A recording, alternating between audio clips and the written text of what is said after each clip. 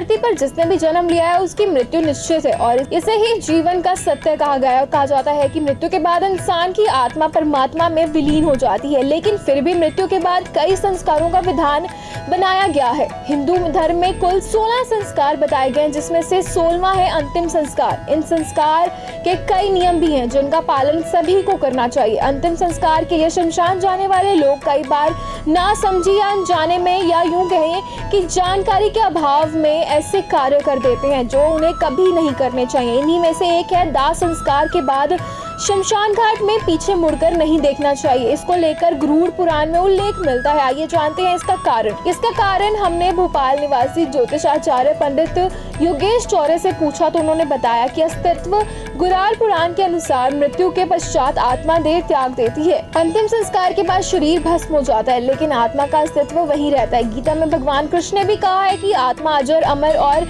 अविनाशी है।